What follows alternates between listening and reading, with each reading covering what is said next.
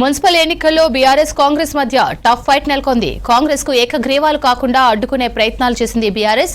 పలుచోట్ల రెబల్స్ తో నామినేషన్లు విడ్డ్రా చేయించడంలో సఫలమైంది. నామినేషన్ల ఉపసంహరణ తర్వాత రెబల్స్ పార్టీ మారకుండా ప్రయత్నాలు చేస్తోంది. నామినేషన్ల ఉపసంహరణ ముగియడంతో ప్రస్తుతం ప్రచారంపై ఫోకస్ చేసింది బీఆర్ఎస్. కాంగ్రెస్ బాకీ కార్డులతో ప్రచారం మొదలుపెట్టింది. దీనిపై మరింత సమాచారం శ్రీనివాస్ అందిస్తారు. శ్రీనివాస్, చెప్పండి, మున్సిపల్ ఎన్నికలపై బీఆర్ఎస్ ఎలా ముందుకెళ్తోంది?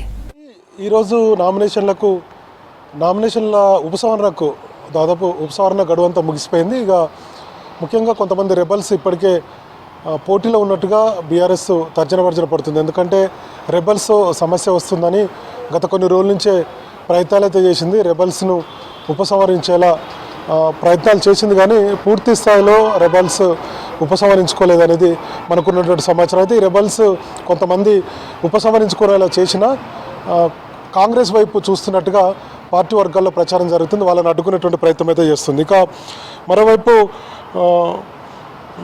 ఇప్పుడు రెబల్స్ వీళ్ళంతా కూడా కొంత పార్టీ లైన్లో ఉన్నారా లేదా అనేటువంటి విషయాలను కూడా ఎప్పటికప్పటికి కేటీఆర్ ఆరాధిస్తున్నారు. ఇంకొక వైపు ప్రచారానికి సంబంధించి బీఆర్ఎస్ ఒక వ్యూహాన్ని రూపొందిస్తుంది. అందులో భాగంగానే కాంగ్రెస్ బాకీ కార్డుల పేరుతోటి కొన్ని కార్డులను, అంటే జూబ్లీహిల్స్ ఎన్నికల్లో ఎట్లయితే పంచారో అదేవిధంగా ఇప్పుడు కూడా కాంగ్రెస్ పార్టీ ఎన్నికల్లో ఇచ్చినటువంటి హామీలు ఉన్నాయి కదా, వాటన్నిటినీ ఒక కార్డు రూపంలో ముద్రించి ఒక 12 అంశాలతోటి ఓటర్లకు పంపిణీ చేస్తున్నారు. ఈ రోజు నుంచి ఆ కార్యక్రమం అంతా స్టార్ట్ అయింది. అక్కడక్కడ కాంగ్రెస్ నేతలకు బీఆర్ఎస్ నేతలకు మధ్య కూడా ఈ ప్రచారం సందర్భంగా కాంగ్రెస్ బాకీ కార్డులు పంచేటప్పుడు గొడవ అవుతుంది. ఈరోజు మెదక్లో కూడా ఇదే సిచ్యువేషన్ నెలకొన్నది. ఇక మరోవైపు ఇప్పటికే ఇన్ఛార్జీలను నియమించింది కాబట్టి బీఆర్ఎస్ ఇన్ఛార్జీలంతా గ్రౌండ్లోకి వెళ్ళారు.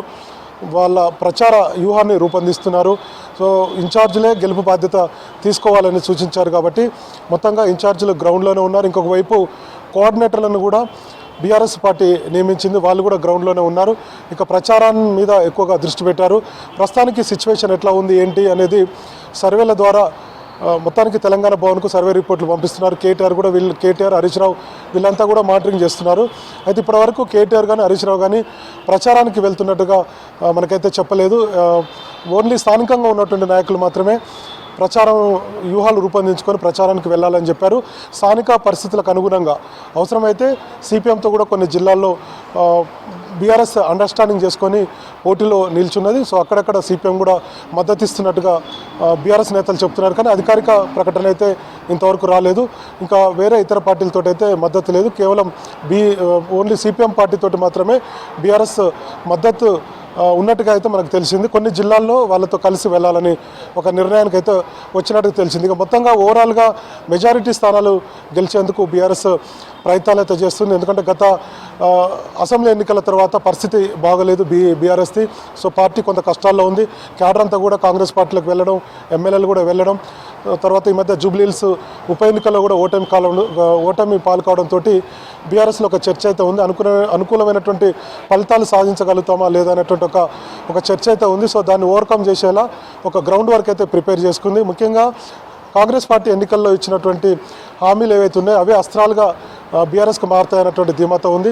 కొన్ని చోట్ల కాంగ్రెస్ పార్టీ నేతలు బీఆర్ఎస్కు సంబంధించినటువంటి కొంతమంది ఈ కౌన్సిలర్లను, తర్వాత కార్పొరేటర్లను వీళ్ళతోటి రెబల్స్ను వాళ్ళ వైపు తిప్పుకున్నటువంటి ప్రయత్నాలు చేస్తున్నట్టుగా కొన్ని నియోజకవర్గాల్లో బీఆర్ఎస్ అయితే ఆరోపిస్తుంది. అక్కడక్కడ రాష్ట్రంలో ఆయా మున్సిపాలిటీలలో కూడా బీఆర్ఎస్ వర్సెస్ కాంగ్రెస్ అన్నట్టుగా పరిస్థితి అయితే ఉంది. ఇంకా ఈ రోజు నుంచి ఈ నామినేషన్ల ఉపసంహరణకంతా కూడా గడువు ముగిసింది కాబట్టి ఇక ప్రచారం మీద దృష్టి పెట్టాలి కాబట్టి కొంత బీఆర్ఎస్ వర్సెస్ కాంగ్రెస్ అన్నట్టుగా ప్రచారం అయితే సాగేటువంటి అవకాశాలు ఉన్నాయి. చాలా చోట్ల కాంగ్రెస్లోకి బీఆర్ఎస్కు సంబంధించినటువంటి నాయకులు, కింది స్థాయి స్థానిక నేతలంతా కూడా కాంగ్రెస్లోకి వెళ్ళేటువంటి అవకాశం ఉంది కాబట్టి వాళ్ళను వెళ్లకుండా కొంత బుజ్జగించేటువంటి ప్రయత్నాలు చేస్తున్నారు. మాజీ మంత్రులు, ఎమ్మెల్యేలు వాళ్ళందరితో స్థానిక నాయకత్వం అంతా కూడా మాట్లాడుతున్నారు. కొంతమంది రెబల్స్ కాంగ్రెస్కు వెళ్ళే వాళ్ళు ఉంటే వాళ్ళని ఆపేందుకు కేటీఆర్తో కానీ హరీష్ రావుతో కానీ ఇట్లా ముఖ్యమైనటువంటి నేతలతోటి మాట్లాడిస్తున్నారు. వాళ్ళని పార్టీలోనే ఉండే విధంగా ప్రయత్నాలు అయితే చేస్తున్నారు. ఇక